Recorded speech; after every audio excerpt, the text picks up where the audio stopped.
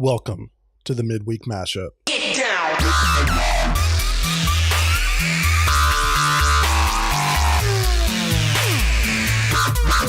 Here we go now!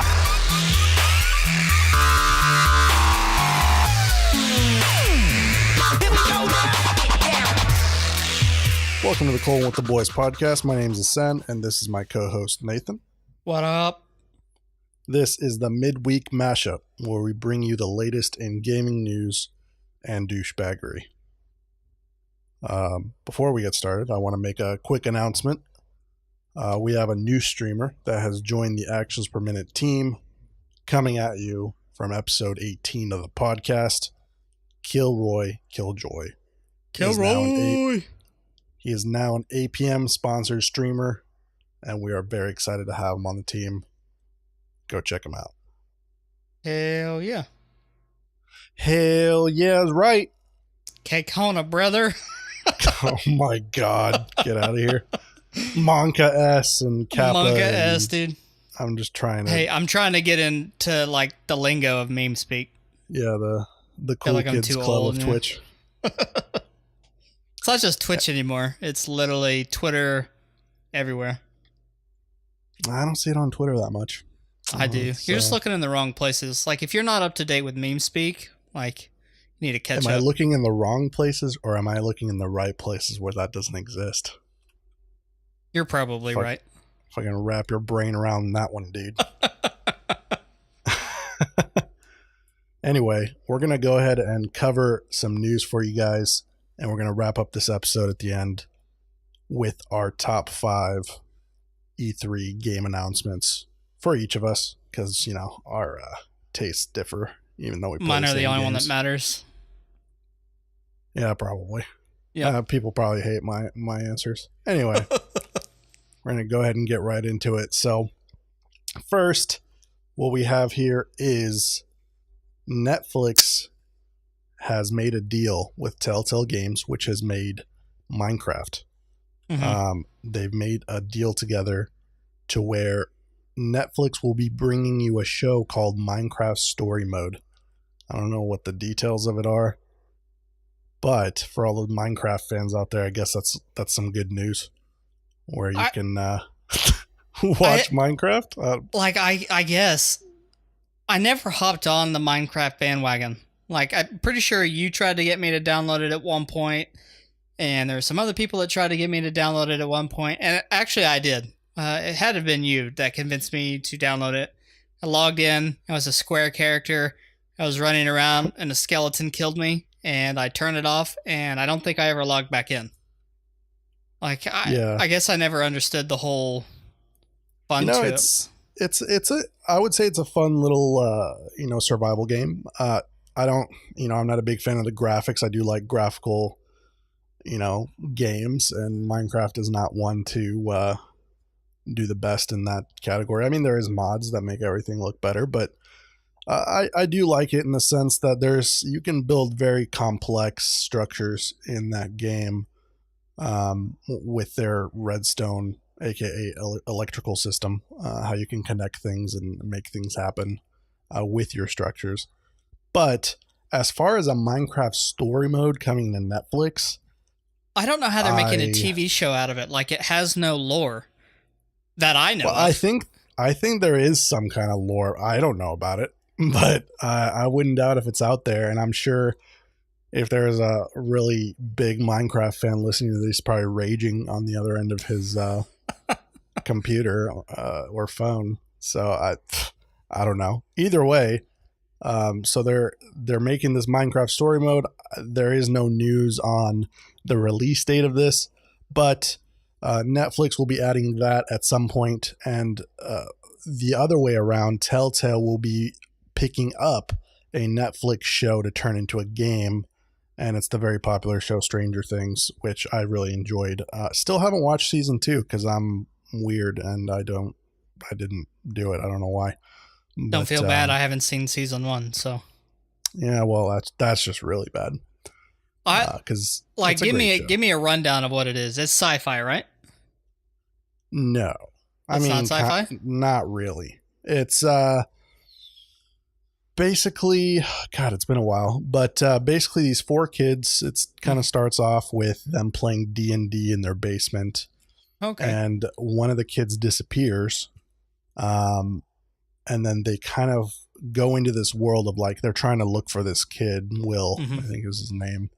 They're kind of looking for the kid, and they find this pretty much alternate reality called the Upside Down, and there's like a monster that lives in the Upside Down where you can't see it. It's an alternate reality, but he starts kind of messing with the world, and that's where Will is he's in the alternate realm, I guess. That sounds really stupid when I just explained it, but it's really good, I promise. So is it like an updated Jumanji? No, because it doesn't have, like, Jumanji's all centered around that board game. This one isn't. The only reason I even mentioned D&D is because that's one of the things I remember from the very beginning. But it's definitely centered around finding the kid, and it kind of follows the adventures of the other three kids mostly. So it reminds me a lot of like a Goonies-esque, like 80s type, like mystery show. It's definitely an 80s type sci-fi, if you want to call it that. I mean, even the theme song and the font that they use for Stranger Things is pretty 80s-esque. Well, all I've ever heard is good things about it. Everybody that's watched it, that I've heard that's watched it, says it was good. It's worth watching. They enjoyed the second season, so maybe in some free time when I'm not watching Grey's Anatomy, well, I'll sit down and try to figure out what it's about and watch it. Dude, it's good. Calm down. As far as, back to the actual news article, I don't know how it would work in a video game. I love the show, but as far as a video game, unless it's some kind of graphic novel or an actual visual novel type, it'll probably be like a playthrough story of the TV show. Maybe, or it might be some weird version where you have a gun and you start killing this monster. I don't know. I have no idea how that's going to work, but that's something some can look forward to. I can't say I'm super excited about either of those, but I guess we'll see what happens. Maybe one of them will catch my eye. On the opposite side of Netflix, well, I don't think this is a Netflix thing, but the Lord of the Rings TV show got announced. It's probably been a while back, but it's going to be an Amazon thing. Yeah. Jeff Bezos paid like, I don't know, like $700 million or some shit to buy the rights for that. So he's definitely shelling out some money for that. That's a TV show I'm excited for. Yeah, same. After Game of Thrones ends next year. It's not going to end, dude. They're coming out with they did prequel. they announced a prequel, but you know what? It ends the main storyline, and of course I'll watch the prequel, but who knows if it'll be as good. But anyway, so we're going to go ahead and move to the next news article here, which is Motorola has patented a method to recover creases in foldable phones. So I know even 5 years ago, there was like this craze of, we're going to be able to fold our phones like a piece of paper and just put it in our pocket, or we can slide it into a notebook and it'll be as thin as a piece of paper. Well, it's actually becoming reality here within the next 2 years. They're already working on them. The only thing they hadn't had before is the technology to be able to get rid of creases. Because if you start folding a screen, it's going to create creases, right? Right. Mm-hmm. Well, Motorola developed some sort of witchcraft, dude. Yeah, witchcraft. They designed some kind of technology or mechanism where they're able to heat the actual phone itself while it's being folded, which I have no idea. This is so above my pay grade. But apparently they heat, and heat is what fixes the crease after it's been, unfolded, and it'll get rid of the crease. Well, as hot as the phones get these days, like, they don't even have to implement any of that. Like, the battery just gets so hot while it's on a charger that take the creases right out. Yeah, you'll just have a paper thin oven in your pocket. Dude, I don't get it. Like, there's only so many things you can do to improve a cell phone, and making it paper thin and bendable. Like, I understand your business. You always gotta, stay ahead of the competitor, bring out the newest, coolest stuff. But like, you're throwing effort after foolishness at this point, I think. Yeah. Like, what is the point of having a foldable phone? Like, when they went from flip phones to just fucking tablets, basically. Like, my phone is a tablet. Like, it's that big. You don't need anything else. I think the idea is the bulkiness, because I do also enjoy, I have a Note 8, a Galaxy Note 8, and it's a very large phone. I think the idea is that you can fold it into a very small fold, or like a very small. Dude, it's just one more way for me to lose it. Fold that shit up, fall down in the crack of my seat of my truck, and I'll never find it again. Yeah, I mean, that's problems that they'll have to look into. I mean, I don't know what kind of tracking technology it's going to have. I would imagine if it's paper thin, that they are going to have to cut some corners on what kind of features are available for these first foldable phones. But it looks like, other than Motorola, Samsung and LG are both working on their first foldable phones that look like they'll be out within the next 2 years.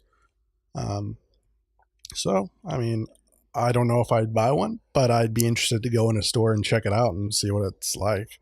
Yeah, I'll definitely go look at it just for, to cure my curiosity. But I haven't bought a phone in years. Like, I still have my Note 5 still chugging along. And until that thing legitimately stops turning on and making phone calls or allowing me to, surf the web, I don't need another phone. So, yeah, I mean, I like to go with the newest phones, but mine break in about that time anyway. So, I guess the only thing I can think of is it's old school. The first Mission Impossible movie, he's in the restaurant and he folds a little stick of gum and the two colors connect and it explodes. Like, that's all I can see going down. People start folding these phones and they blow up. I mean, It's going to be Note 6 or 7 or whatever it was all over again. I think that's the appeal that they're kind of going for. They know people will buy these just because it's a cool fucking idea. Just a money grab. Just for the cool part. Like, I mean, to be honest, at this point, a lot of people do use like Apple Watches and the Samsung watches and shit. And I've actually thought about getting one. They have some nice features. It's nice to have it. But at first, when they first came out, they didn't have many features. And I was just like, dude, people are literally only buying those because it looks like you're fucking Inspector Gadget or some shit. or you're like James Bond. You're about to go take somebody down. I think this is the same idea. Like, it's going to be really cool to see. So, you can be the talk of the party, going to a party and pulling out a foldable phone, being like, look at this shit right here. Yeah. So I don't know. But I guess we'll see when it comes out. Until then, I'm not going to get my panties up in a bunch. Not that I wear panties. Yeah, you do. Don't lie. So we'll let that one rest, and when one comes out, we'll review it. Yeah, we'll do a review. Of me throwing it into a trash can. The third topic today, is very controversial right now. I'm seeing it all over Twitter. It's not controversial, really. Well, it is. I'm seeing it all over Twitter right now because most of the people I follow and most of the people that follow us are gamers or streamers. Right. So the World Health Organization has officially called excessive gaming a disorder. Like, can I claim disability on that? I'm down for that. If it's like, an official disorder. I know there's a certain amount of disability you can claim and still go to work full time. So I'm going to have to look into that. Dude, that's so fucking, like, excuse my language, it's so fucking stupid. Well, I think it comes down to, because I was reading over the article. It's a CBS News article that I'm getting this off fake of. News. But fake news, yeah, fake news, dude. So off of this article, it's saying that kind of the criteria for this excessive gaming, because excessive gaming doesn't tell me anything. Like that could be 2 hours a day. Who knows? Yeah, they So say I was watching 45 minutes of TV is excessive. what? Where'd you read that? Dude, I'm pulling that statistic out of my ass. But Okay, I was like, what? No, I've seen it somewhere before. Like typical Americans spend like 5 hours of their day watching television, and they say that's like excessive. it's probably an old statistic because I don't know many people that watch TV anymore. Well, what do you consider TV? Netflix? Like, would that be TV? Yeah, no, no, because it's not No. on TV. That's computer viewing, streaming Well, on that's phone. not no. Netflix. I mean, if you're counting phone and like computer, then sure, I can see that. I don't But know. if My you're wife just binge watches Netflix on my TV. well, that's true. How many people out there have consoles anymore, though? Well, it's So- not a dude. Roku stick or whatever they're called, man. You gotta Yeah, catch well. up with the times, homie. Yeah, I don't care about TV, so I'm good. I have Netflix elsewhere. It's all good. Still have it. Either way, it's classifying excessive gaming as 16 hours a day. Now that's Okay. excessive. Yeah, that's a little much. I'll agree with them there. Now, does that lump That- in streamers and people that do that for a living? It doesn't really say, and I don't think it does because it's a job and or hobby for Mhm. those people. While I feel like if you're gaming for 16 hours without streaming and you're just gaming and gaming and gaming and not doing anything, at that point I would say it's some sort of disorder. Now, I've had days where I've gamed for 16 hours. Every World of Warcraft expansion, homie. Every Like, that's new- the only yeah, thing I every can new come release. up with.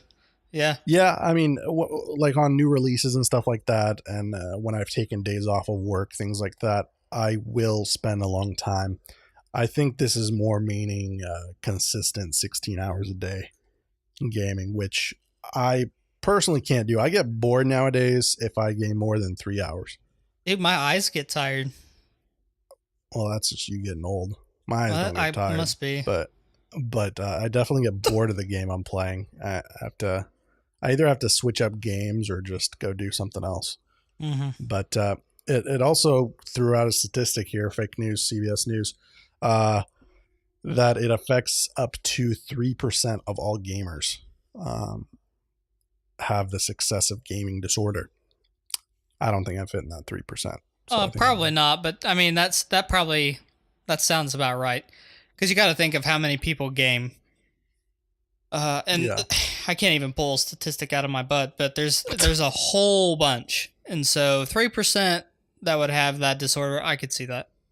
Now, I don't know. I guess since they set the limitations at 16 hours plus, you do it every day. That's not that big a deal, but like, I don't know.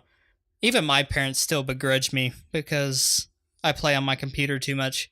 Like, literally every time I go over to my parents' house or I talk to them on the phone, they're like, "What are you doing? Playing on the computer?" I'm like, "Well, yeah. Am I at work? Am I at the gym? No. What am I doing when I'm home? On my computer. Go to work, get off of work, go to the gym, come home, spend some time with my wife, get on my computer, get off my computer, spend some time with my wife, and then I go to bed." Like, that's my routine. Yeah. I mean, apparently, reading over this article, apparently what kind of spurred the World Health Organization to call it a disorder is there were several cases of kids that were gaming this much, and in turn, over a long period of time, I don't know how long that period is, but they started becoming suicidal, and several have killed themselves. So I think at a certain point it does become a disorder. Whether that is, I mean, we all know how toxic some internet gaming communities can be. Right. Yeah. So especially if you're on there 16 hours a day and that's all you're hearing is this nonsense of memery on the internet, then at some point you'd probably want to blow your brains out. But but I mean, other than that, I definitely don't support someone playing for 16 hours a No, day. absolutely not. Not on a Uh, constant basis. yeah. Yeah, you gotta split that shit up, man. Go Hmm. get up, go do something, get some exercise, chill with your family and friends. You know, it's not all about the online. So, um, the next topic here is a little off topic. It's not really gaming news or tech news, but it's Or the very douchebaggery. relevant. Yeah, it's in the douchebaggery section. Partly because I'm a douchebag, and partly because Nathan doesn't care at all about this subject. But it's very relevant right now, so I'm going to say it anyway. And fuck all the haters. Uh, World Cup soccer.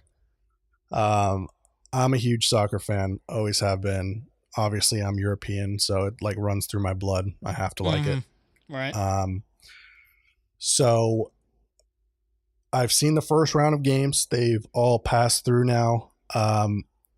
With Bulgaria and the USA both unqualified. Like the USA didn't make it, and that makes me Damn. very sad.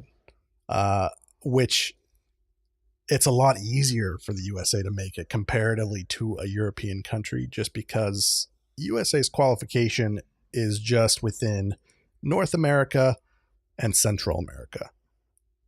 Oh, there's a Um, lot of people in Central America that play soccer that are really good at it.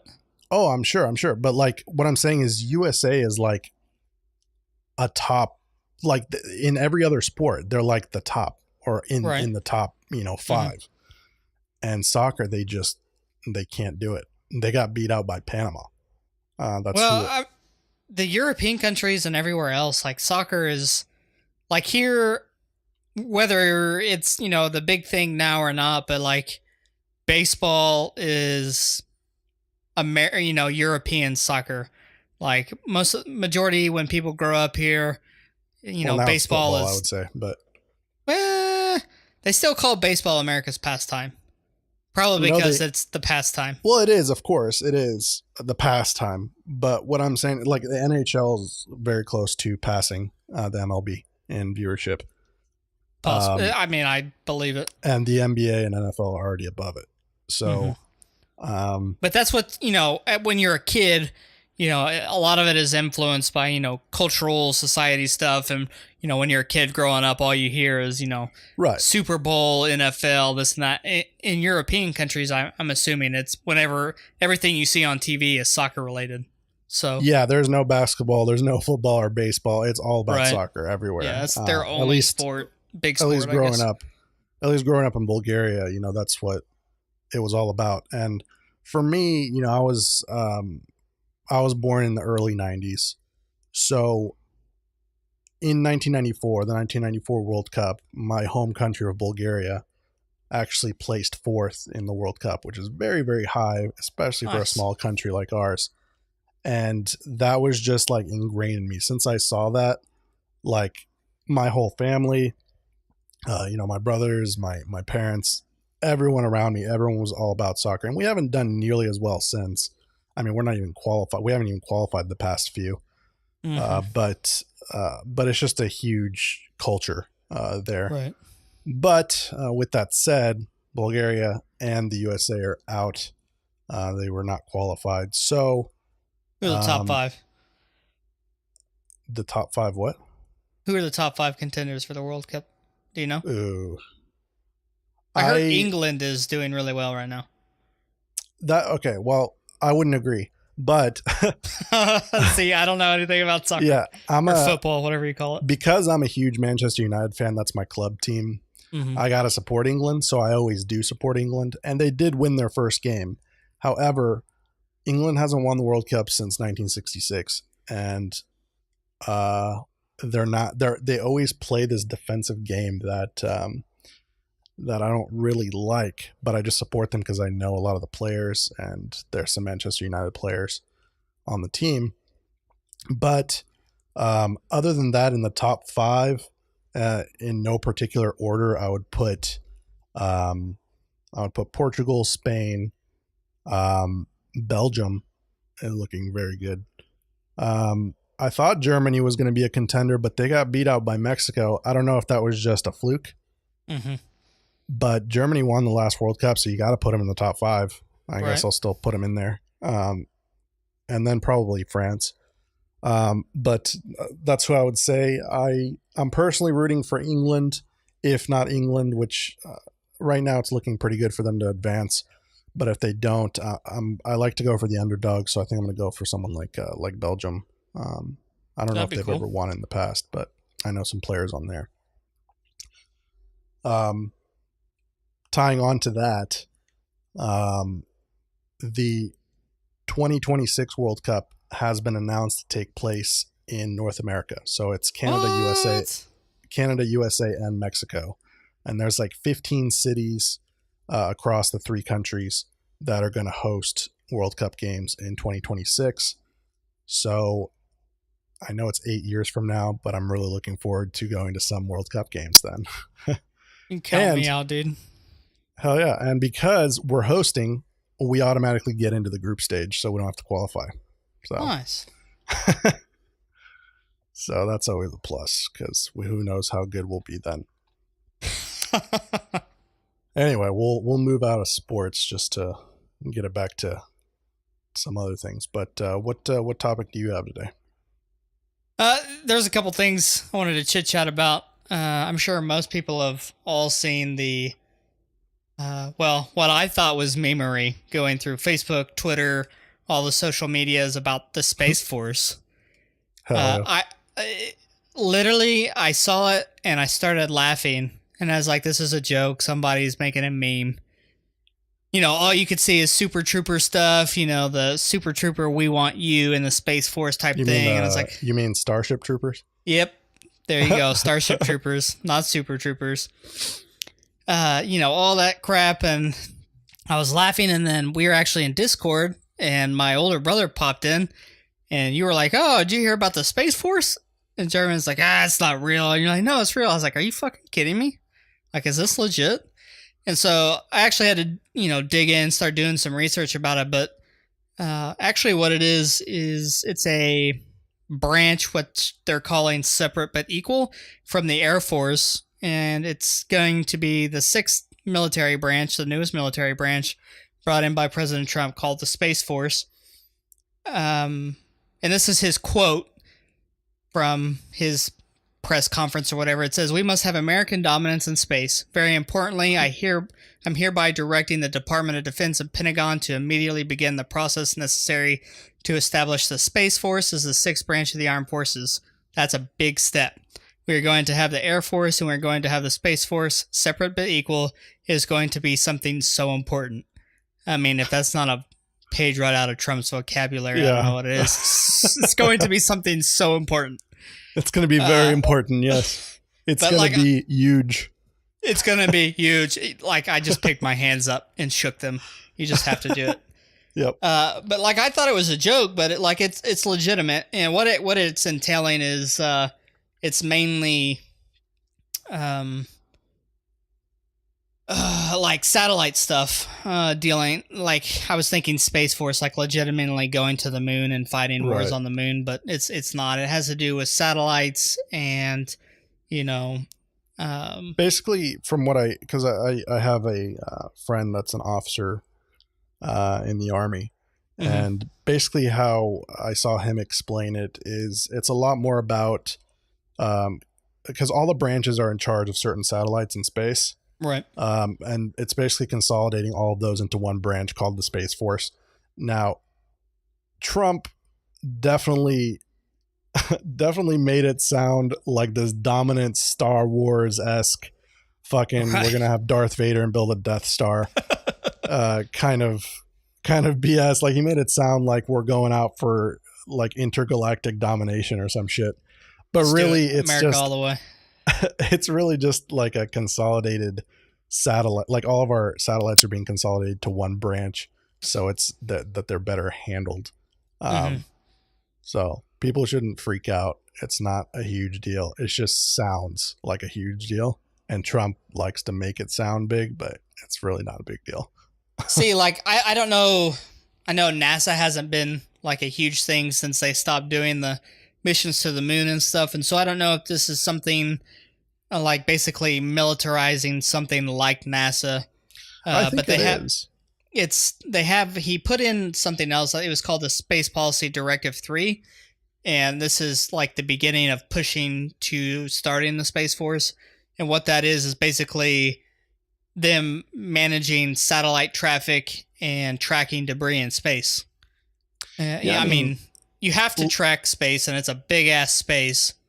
And I think they're just militarizing NASA, basically. In a way, yeah, I do think it's important to start looking in that direction, not necessarily to build a space force of military proportions. Right. I think it's definitely important to start exploring space a lot more. And I know Elon Musk has been doing it with his SpaceX program and the Mars One mission and all that. But I think it's important for us to, because NASA has kind of been, I mean, I think it's just no longer getting government funding. And I think that's the biggest thing. Yeah, I haven't done much research on NASA, but yeah, they're not doing much these days. I believe NASA, isn't it NASA a part of the Air Force? Oh, I think I read that somewhere. Either way, don't get me lying. Yeah, either way, I think it's important to start looking into space, because if we're able to get resources from asteroids or different rocks, things like that, I think it would be, we don't have to use like fossil fuels from Earth. We could use other stuff that we find in the, in space.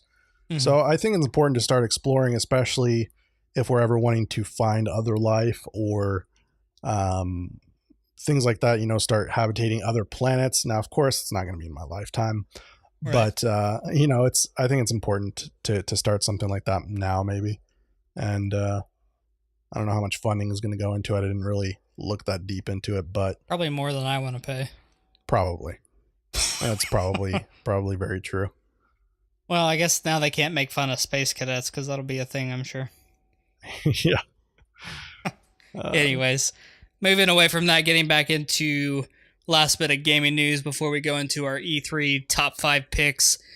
As you know, in the Blizzard community, a huge announcement was made last year at 2017 BlizzCon. J. Allen Brack came out with the whole "I love ice cream" thing, and the crowd got hyped up. And they brought out and introduced WoW Classic. And I have to admit the trailer was pretty dope. It was really simple, but I really enjoyed it. And I know that's something a lot of people are excited for. And they didn't really release much information at BlizzCon. They basically just came out and said, we're going to try and, bring back a, classic vanilla WoW at, current Blizzard quality. And there was a lot of scares going around that, they were going to ruin it and they were going to make it, classic, but with current stuff, all the easiness of current WoW. But they just put out a patch, or not a patch, but they have what they call their dev water cooler little things that they put out. And they had one come out a couple days ago, and they announced that Classic WoW is going to be released as of WoW's patch 1.12, which was titled Drums of War. And it was originally released on August 22nd of 2006. And that was the final update of WoW, of vanilla WoW, the last patch they came out with. And they feel that that was the best experience that, everybody could have in WoW as of vanilla, when that game came out in, early 2004? Mm-hmm. They had a lot of rocky starts. There was a lot of bugs and, all that kind of stuff. And they worked all the class management out to the best of their ability, even though rogues and warriors will probably still shit on everything in Classic. So if you want to play Classic and be a dominant character, rogue and warrior is what you're going to have to play. But they're releasing it with the latest patch, and I'm pretty sure they said that they are not going to bring in any of the LFG. They're not doing transmog. It's going to be patch 1.12, and that's what they want. And it's gotten a lot of good feedback. Everybody's happy about that. I think everybody that played vanilla and that play on the private servers, I think they all play in patch 1.12. Yeah. So, I mean, they're doing what the community wants, and that makes me happy. So I'm not gonna play right off the bat. Like, if it comes with the subscription that we pay now, which it should, because my God, we pay $15 a month for how many freaking years. They should give it to us with the current subscription. But Yeah. I'll check it out, but I'm not going to devote a whole lot of time to it. But for those who go ahead. Speaking of subscriptions, how is WoW still able to get so many people to pay a subscription fee? Dude, WoW is a cult. Like that, like in the nicest way I can put it.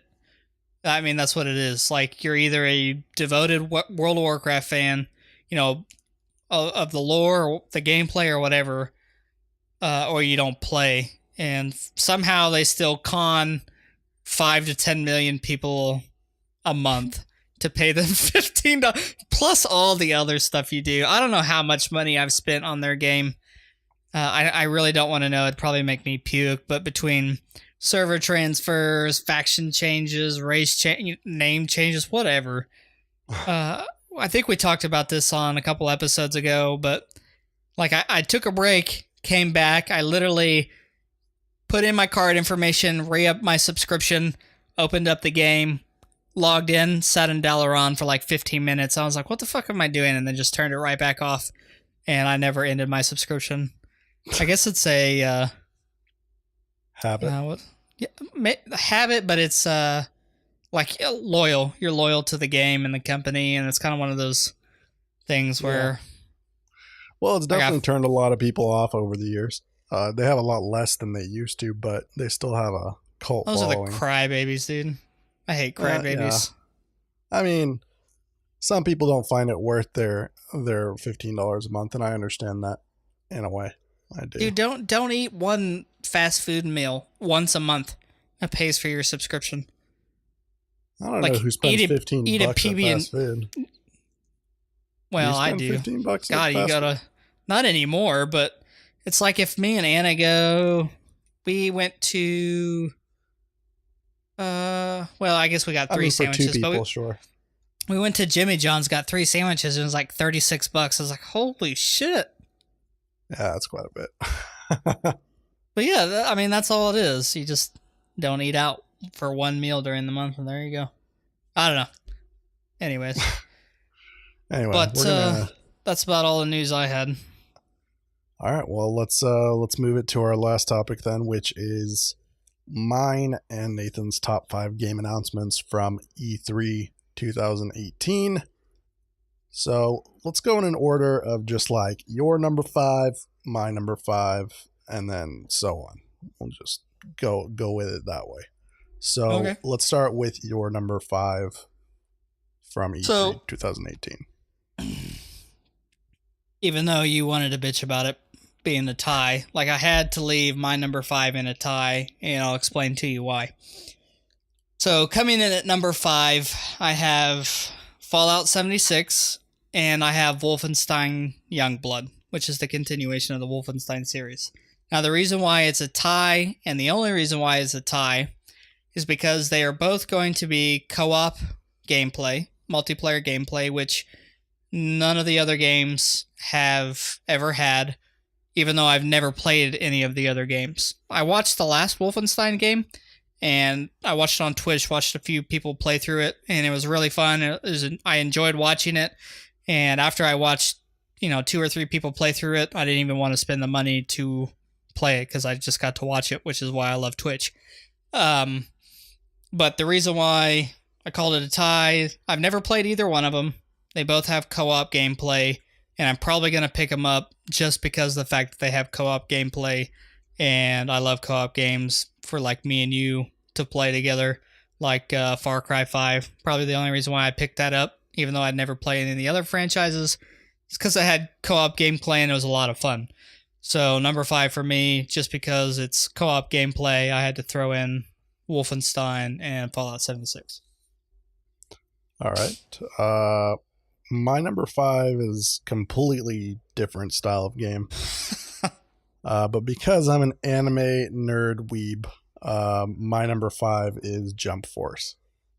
Is that the one we were watching? You're like, is that Naruto? Yes. Okay. Yeah, the one with Naruto, Goku, all the Was main it like a Street Fighter characters. game?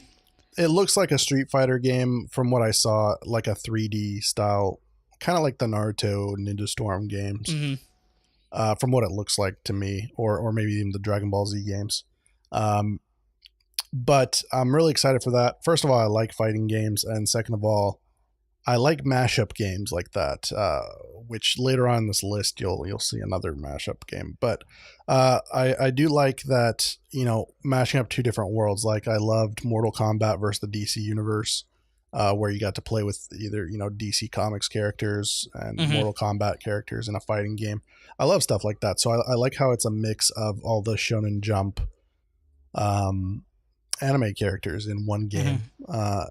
And I'm really looking forward to it. That's one that I feel like I should pick up. So that's my Yeah, I mean, 5. if it's got some good multiplayer, I might pick it up. I don't know. You always kick my ass at anything in those style of games, and so I probably won't waste my money, but maybe you'll gift it to me. We'll see.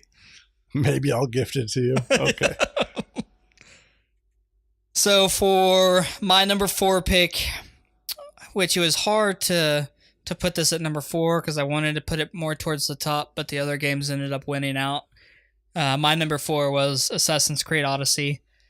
I've always enjoyed the Assassin's Creed lineage, like all the games starting from the very beginning. There was only a few I haven't played, and like the stories were always good. The gameplay has always been fun to me, and this one I believe is the it's not it's not Peloponnesian, it's is it Peloponnesian? I think so. So it's the war between Athens and the Spartans, I think. And that's a really cool time in history. I enjoyed learning about the Spartans and stuff like that, and watching 300, of course, is probably the spur of what's getting everybody into this game. But it looks pretty good.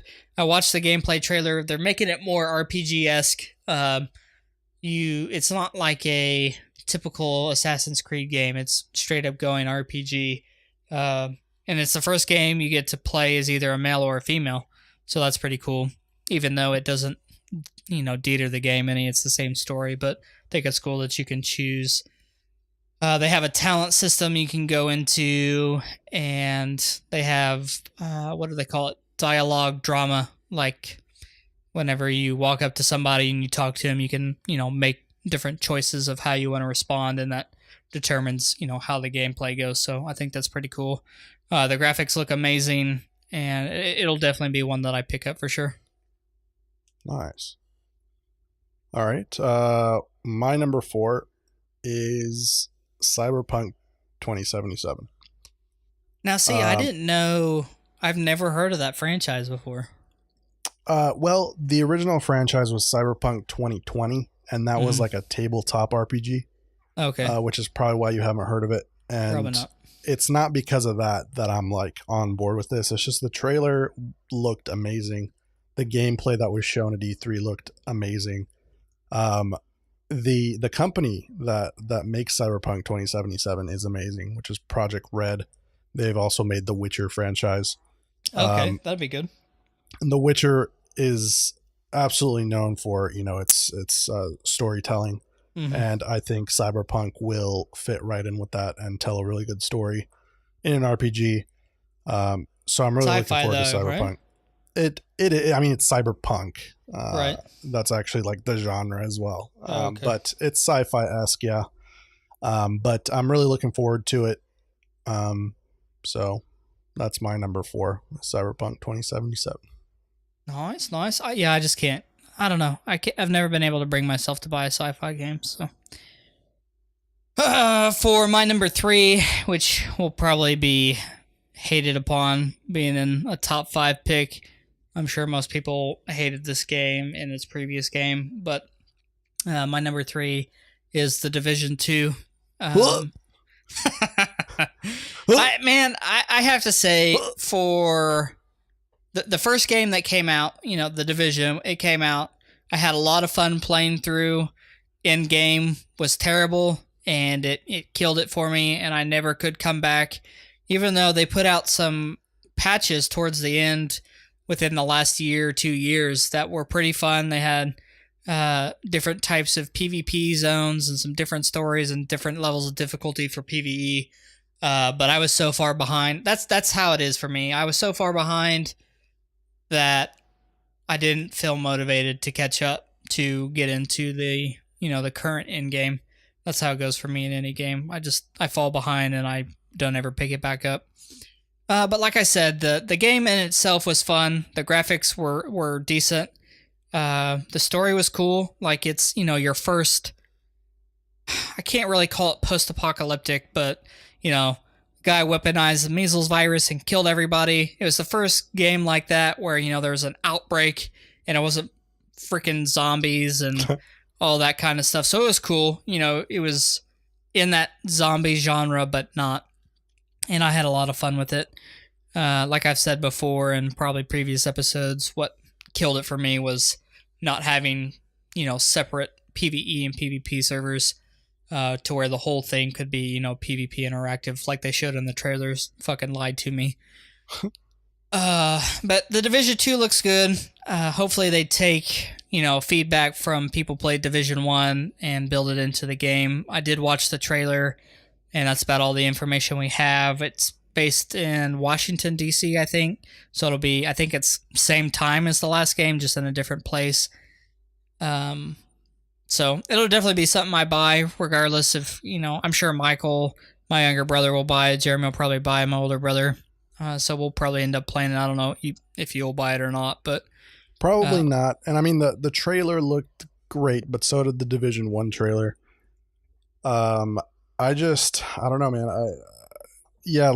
First of all, it wasn't the first Division. It wasn't as open world as I'd like it to be. It was pretty linear in where you could go.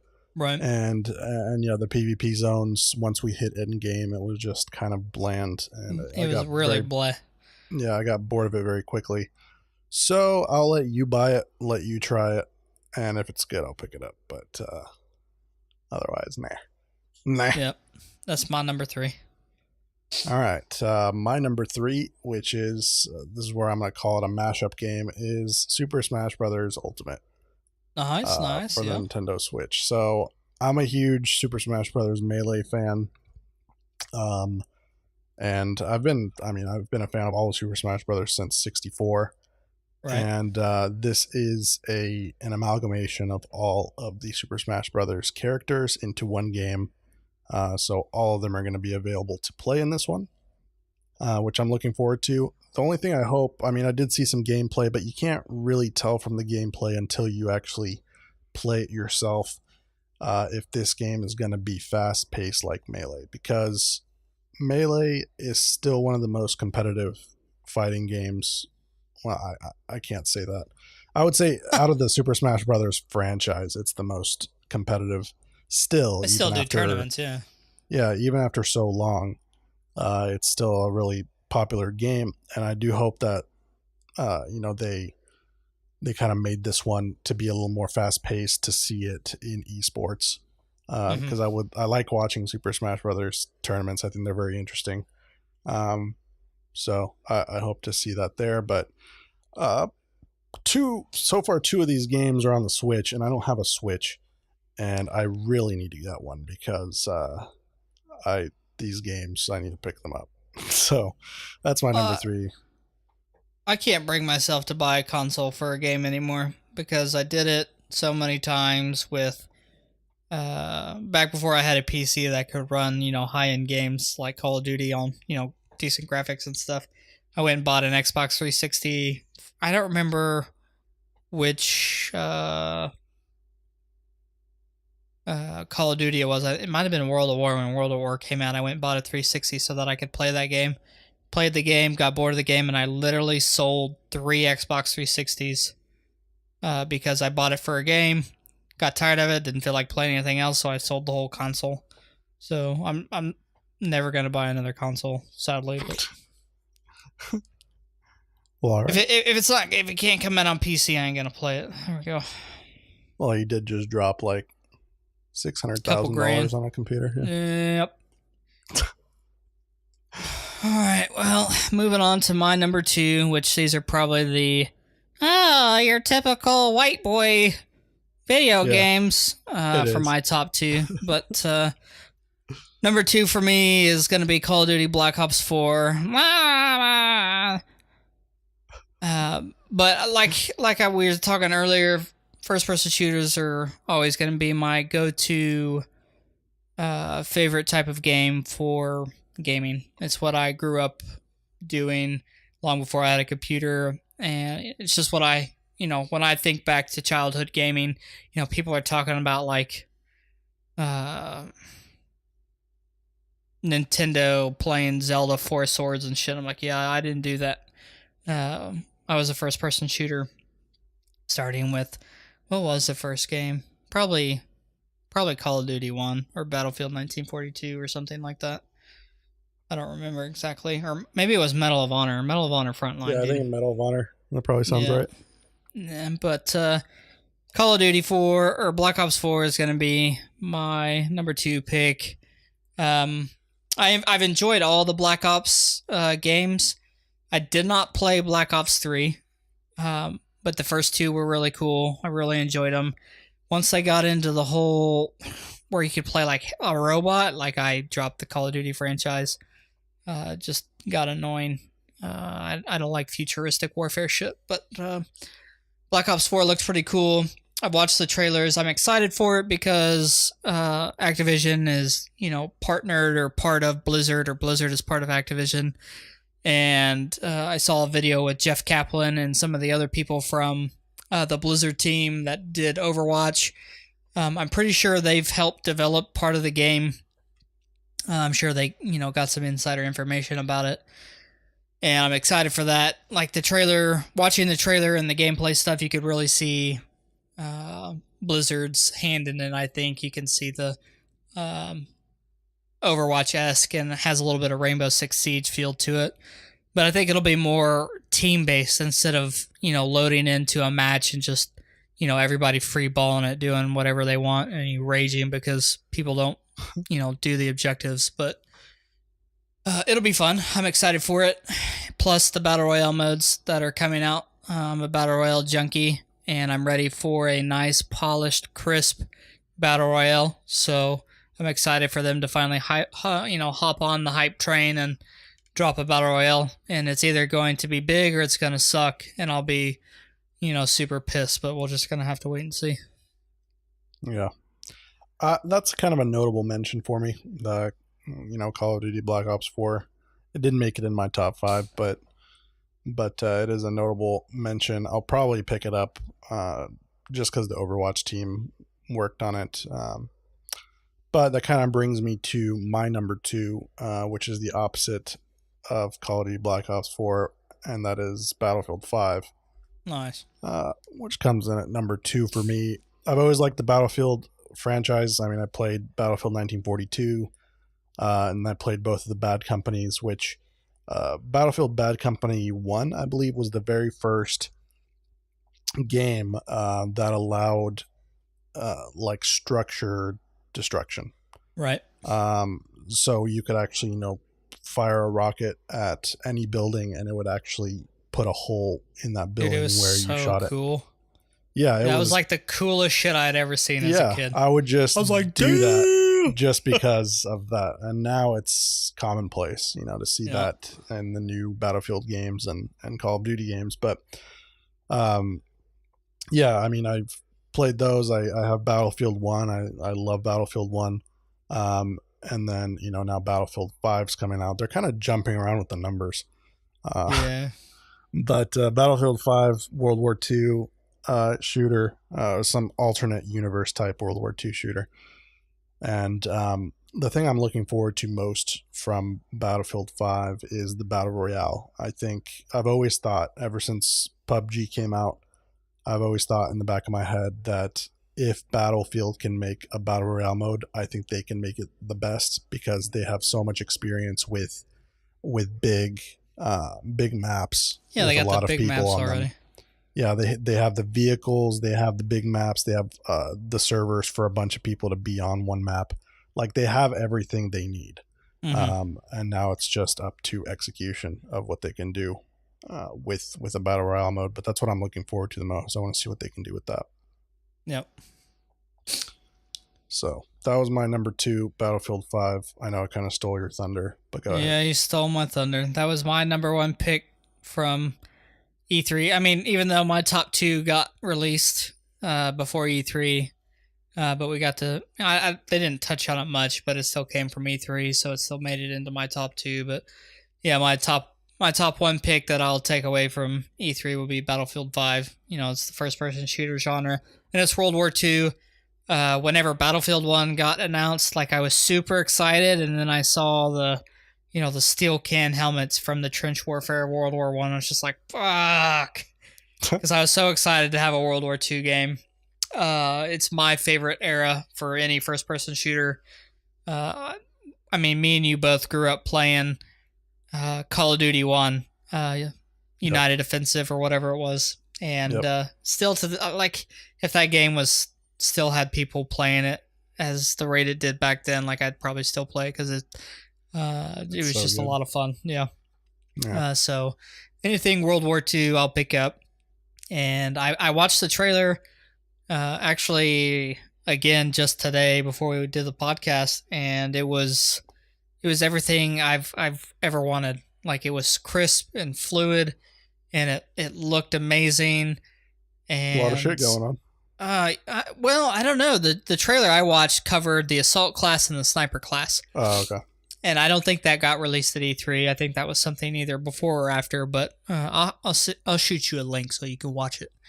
But it looked really good. The only thing I hope they fix with Battlefield is the glare off the scopes of sniper rifles, because that's what I love doing in Battlefield is sniping from halfway across the map. Like that's, there's nothing like launching that bullet, watching it drop, hit the dude in the head, and he just falls. Like that's like the most glorifying feeling when playing Battlefield for me. That's only with some of the sniper rifles, though. Yeah, your high power scopes are the ones that do it, I guess. But I mean, you're a sniper. You're supposed to be not seeing way in the back, and it just kind of ticks me off. I know a lot of people cry about it because they do get shot from halfway across the map, and there's nothing they can do about it. But that's what I enjoy. Hopefully, they probably won't fix it, but that'd be cool. But yeah, that's my number 1 mention. Super stoked for it. Nice. My number 1 is probably no one else's number 1 in all of E3 and anyone ever judging the games that came out at E3. But it's another Nintendo Switch game, and I've been a huge fan for a very long time. Unfortunately, I haven't gotten to play one in a long time just because I haven't owned a Nintendo in a long time. But my number 1 is Fire Emblem 3 Houses. Yeah, well, no, that's a good one. I mean, I probably would never put it at my number 1, but right, that's what I'm saying. It'd probably come in at number 6 for me.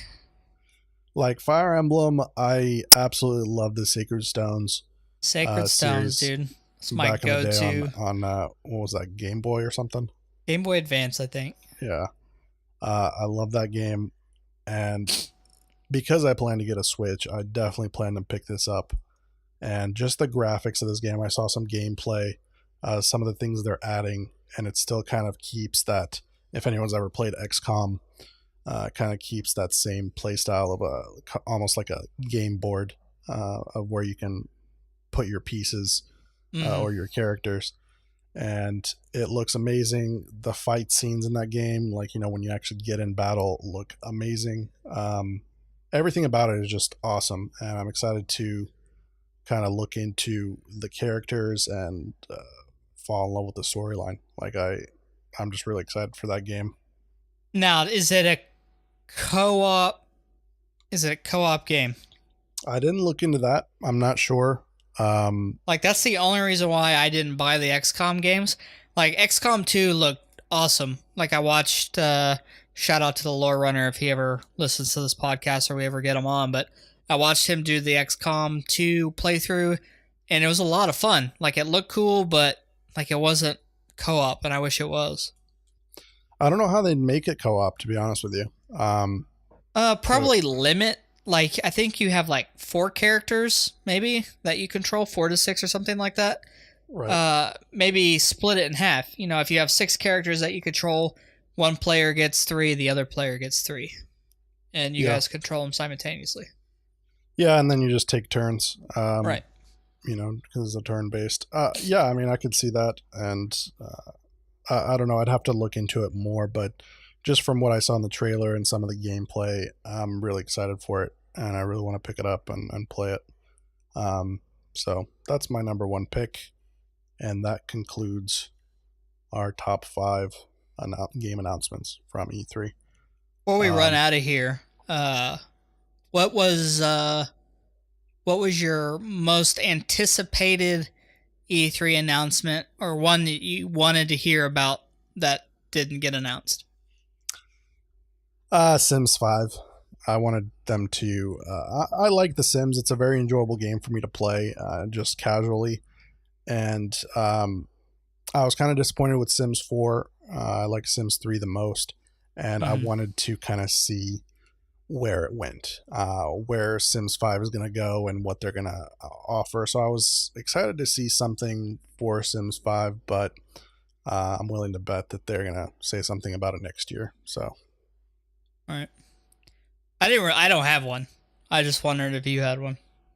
I mean, there's several games I'm looking forward to. Probably not one that would be at E3, but another one I'm looking forward to that has almost no information is Mount and Blade 2 Bannerlord. Yep. That would be what I would say. Like, that's what I was gonna say, but I didn't think it'd ever come up at E3, so. Yeah, it's like Tale Worlds Entertainment. Paradox, I believe, also has a part in that. Paradox Interactive. But yeah, they're slowly making that game, and it's been announced for years. It's just... I need to hurry the fuck up, dude. Yeah. Such a good game. But with that said, thank you guys for listening to this episode, our first Midweek Mashup episode. I hope you guys enjoyed it.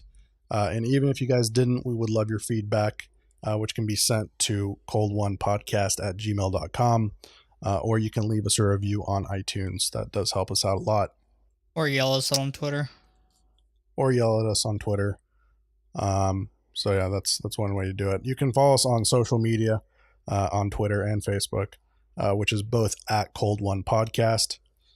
You can also check out our website, actionsperminute.net, where you can see the latest episodes, check out some of our APM sponsored streamers to get some good content. Or you can get the link to the APM Network Discord. Come hang out with us at any point, and you can shit on our podcast or talk to us or game with us. We're down. If you like what we do, please tell your friends, coworkers, and family. Thanks, guys, and remember, don't drink and drive. Goodbye. Yeah.